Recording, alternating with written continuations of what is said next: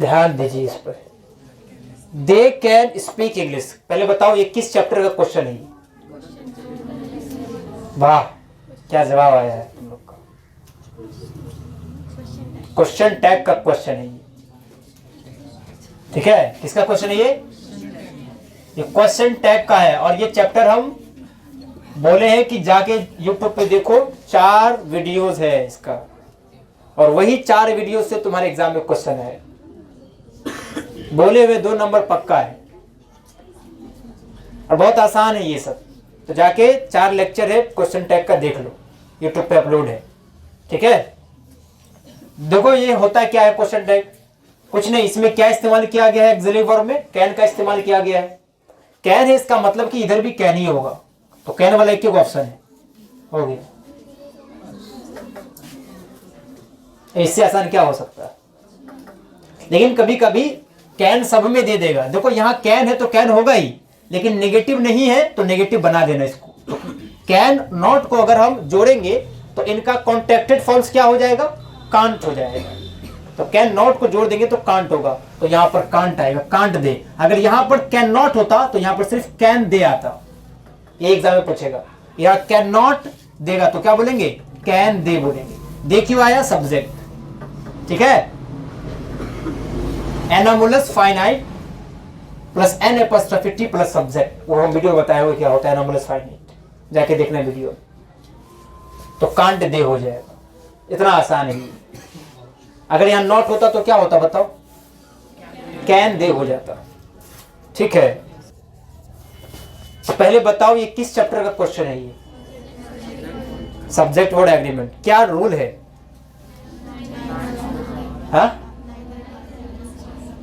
क्या बोल रही आता है नहीं करती है, क्या है नियम?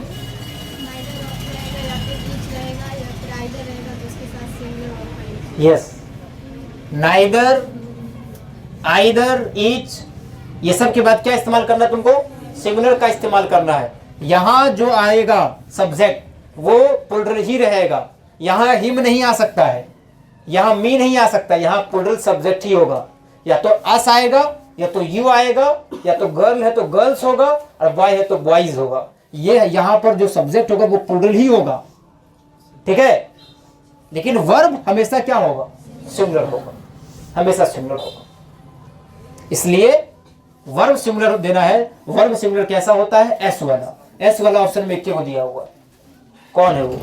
इज, इज हो जाएगा। तो पूरा पढ़ो ना, जो पढ़ाया है तुम्हें, घर पे जाके रिवीजन करो, एक एक क्वेश्चन तुम्हें मिलेगा, कोई बाहर नहीं, सब अंदर है।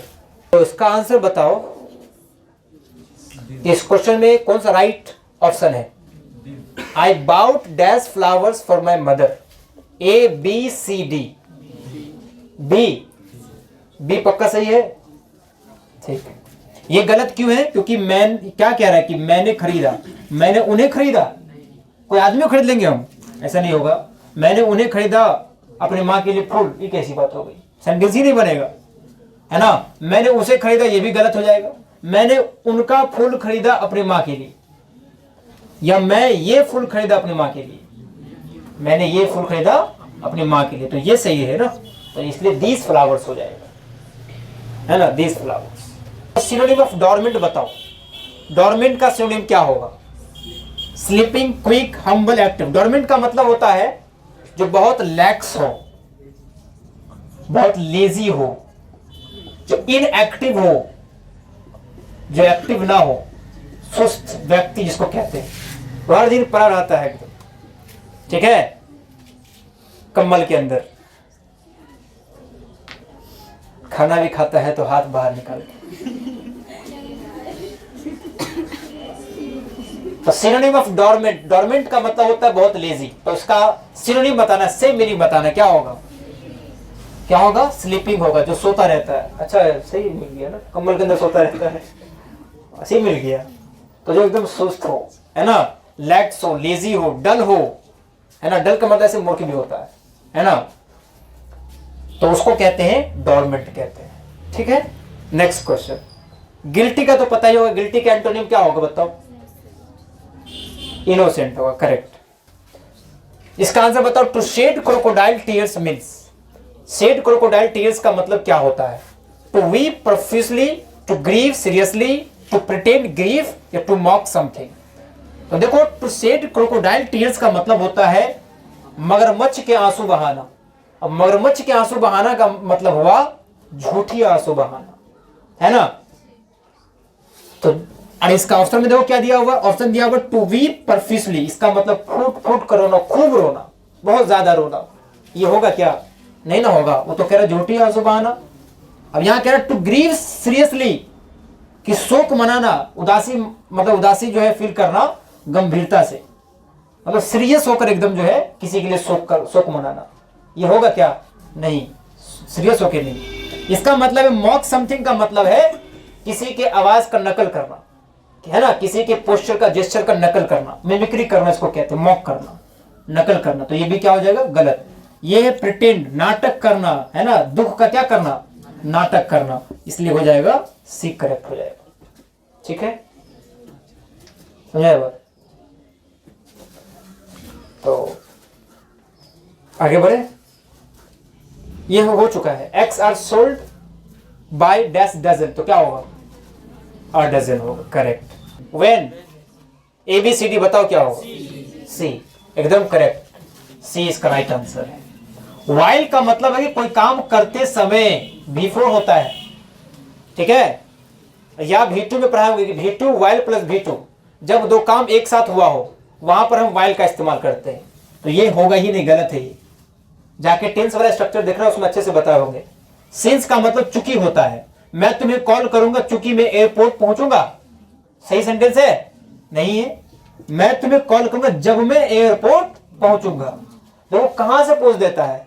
तुम पढ़े हो कि अगर इधर सैलविल प्लस बेस फॉर्म होगा तो इधर क्या होगा? V1 या V5 होगा।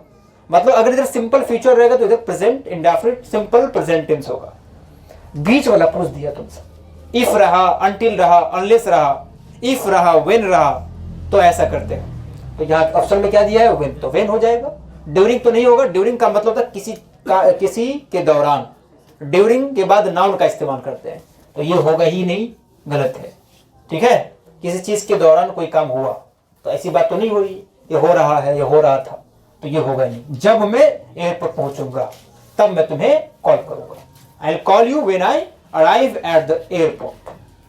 ठीक है, ये इसका मतलब हुआ। अब इस क्वेश्चन को देखो, dash he studied hard he failed. अब ये समझो क्या होगा इसमें? ऑल्दो, सो, बिकॉज, सिंस, क्या होगा? ABCD बताओ क्या? ए, बिल्कुल सही आंसर, गलत नहीं, सही। ऑल्दो करेक्ट है। सो का मतलब होता है इसलिए। अगर हम सो लगाते हैं तो इसका मतलब होगा इसलिए उन्होंने मेहनत किया वो फेल हो गया। सही है? इसलिए उन्होंने मेहनत किया वो फेल हो गया? नहीं, गलत। बिकॉज, क्योंकि उन्होंने मेहनत की, मेहनत से पढ़ा, वो फेल हो गया। सही बात है? नहीं। सिंस, चूंकि उसने मेहनत से पढ़ा या पढ़ाई की, वो फेल हो गया। सही बात है? नहीं, चूंकि वो मेहनत की, कौन सी बात हो गई? वो फेल हो गया, इसी बात तो नहीं हो सकती। इसलिए हालांकि उसने मेहनत की लेकिन फिर भी क्या हो गया? वो फेल हो गया। Although he studied hard he failed. हालांकि उसने मेहनत की थी लेकिन फेल हो गया, ये सही है। ऑल्दो का मतलब यद्यपि, हालांकि। समझ में आया बात? नेक्स्ट क्वेश्चन बताओ क्या होगा इसका आंसर? क्या होगा? ABCD, B। वाह, वेरी गुड। अब देख रहे हो तुम लोग खुद आंसर दे रहे हो। ये आंसर हम दिए क्या? तुम खुद दिए हो। ये तुम खुद दिए हो, ये तुम ही दिए हो, हम नहीं दिए। तो ऐसे ही धीरे धीरे तुम्हारे अंदर सुधार आता जाएगा। जितना क्वेश्चन करोगे ना, जितना रीजन जानोगे ना, आइडिया डेवलप होता जाएगा तुम्हारे अंदर, है ना। बस सब्र करो, अभी तो झांकी है बस। ठीक है, समझ में आया? इसो हो गई, देखो इसका आगे देखो ना, सोने वाला। अच्छा, करे आँख खुला, ये भी तो देखिए।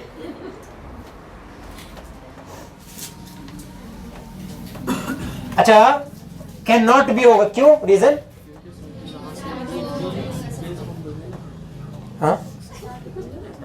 हाँ, कोई बता सकती है इसमें से? उधर क्या मतलब? कौन बताएगी? हाँ, काउंट नहीं कर सकते हैं। तो आपको ये नहीं लग रहा कैन? अच्छा, कर सकते ही हो गया। हाँ, वेरी गुड, ठीक, ये बात सही है। और भी रीजन क्या है? और रीजन क्या है बताओ? तारा को हम जो काउंट नहीं कर सकते, चलो ये भी बात सही। और कुछ रीजन? हाँ, कैन के बाद base form, very good, can के बाद बेस फॉर्म होता है, वापस फॉर्म, वेरी गुड। कैन जो भी मॉडल वर्ब होता है वो क्या लेता है? बेस फॉर्म लेता है। और ये इससे पहले नहीं बताए थे क्या? इससे पहले भी बताए ये बात, और ये बार बार बताएंगे। ठीक है, लेकिन तुम थे तो रहो, भूल जाते हो बार बार। तो कैन बेस फॉर्म लेता है। दिया है क्या? ये तो V3 है, इसका डेथ ऐसी हो जाएगा। इंसान को पानी ना दिया जाए तो क्या हो जाएगा? कुछ दिन के बाद मर जाएगा। तो बस कैन को चाहिए बेस फॉर्म, है नहीं तो क्या होगा? तो ये कुड का भी वही सीन है जो कैन का है।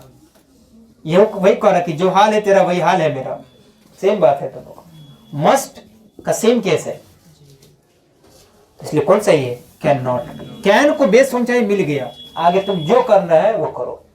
गो to help, I don't care, मुझे परवाह नहीं, है ना? तो हो गया कैन नॉट बी। तारे गिने नहीं जा सकते हैं, the stars can not be count, ये इसका मतलब हो जाएगा, तारे गिने नहीं जा सकते हैं। ये भी रीजन सही है। अगर कैन नॉट देता यहां पर तब क्या करते? तब भी सही हो जाता, तब भी गलत होता। कैन को बेस फॉर्म चाहिए, अभी भी नहीं मिला इसको, इसकी तलाश है, कोई मिला नहीं। आगे देखो, नेक्स्ट क्वेश्चन आप सब लोग देखो, सब लोग इधर ध्यान दोगे। क्वेश्चन है डॉग्स बार्क एट नाइट। कौन सा चैप्टर क्वेश्चन है ये? क्वेश्चन टैग का। क्या बोले? जाके 4 वीडियो देखो और 2 नंबर पक्का कर लो, 100%। बहुत आसान है, आएगा ही आएगा, है कि नहीं? तो देखो यहां पर क्वेश्चन टैग हमें पूछ रहा है। अब देखो यहां पे वर्ब कौन सा है? डॉग्स, कुत्ते भौंकते हैं रात में। अब यहां बार्क क्या है? वर्ब है। कौन सा वर्ब है? V1।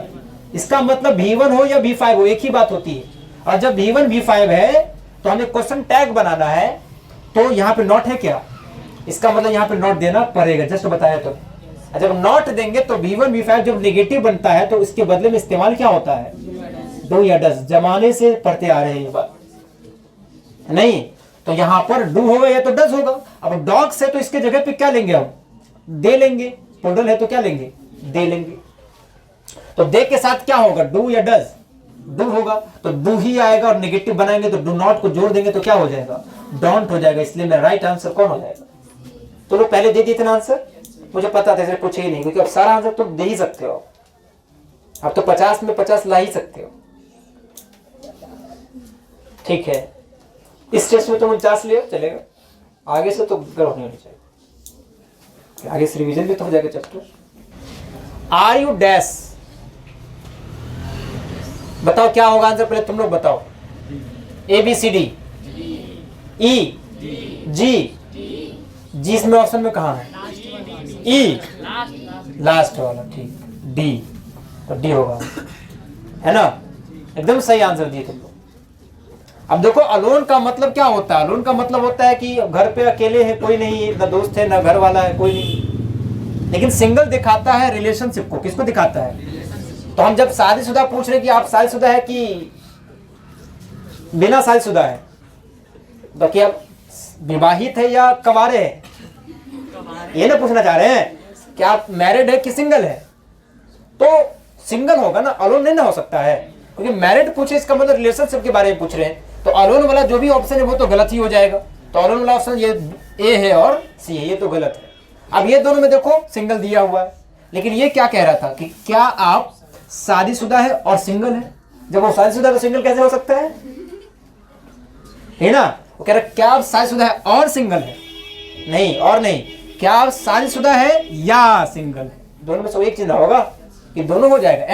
एंड का मतलब दोनों चीज हो गया, मैरिड भी और सिंगल भी, इसलिए ये गलत है। राइट कौन हो जाएगा? डी हो जाएगा। ठीक है, चलिए ध्यान दीजिए सब आदमी।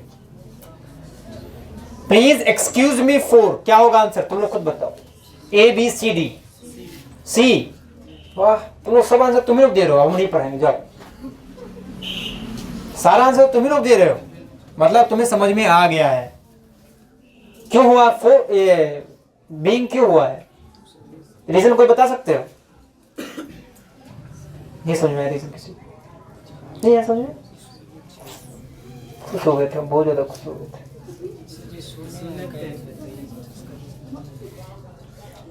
खड़े हो जाओ, ये खुशबू रानी समझ में आएगी रीजन? नहीं, खुशबू रानी समझाएगी, समझाइए खुशबू थोड़ा। यस, फोर के बाद बिफोर क्यों होगा? वेरी गुड, बैठ जाओ। समझाया? प्रीपोजिशन के बाद क्या होता है? कितनी बार बताए होंगे, शेम ऑन यू। बाल कटा लो, टकली हो जाओ। ये फोर क्या है? और कोई भी प्रीपोजिशन होता है, प्रीपोजिशन क्या लेता है? नाउन लेता है या प्रोनाउन। तो वर्ब तो प्रोनाउन नहीं बन सकता है, वर्ब क्या बन सकता है? तो इसको नाउन बनने के लिए क्या बनना पड़ेगा? या तो टू प्लस वर्ब बनना पड़ेगा या तो बिफोर बनना पड़ेगा। लेकिन ये क्या लेता है? प्रीपोजिशन जिरंड लेता है। क्या लेता है? जिरंड लेता है। जिरंड बिफोर होता है इसके बाद, प्रीपोजिशन के बाद। इसका मतलब please excuse me for being late, late होने के लिए क्षमा मांगते हैं, क्षमा कीजिए, माफ कीजिए, ठीक है? Please excuse me for being late. साथ कुछ है साथ सुनिए किस का गाना।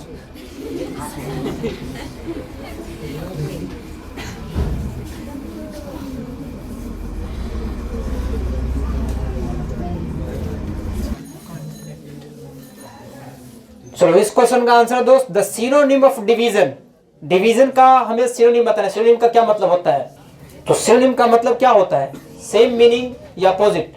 सेम मीनिंग होता है। होता है कि नहीं होता है? उठाओ, क्या करती है तुम? आगे बैठ के ये सब करती है।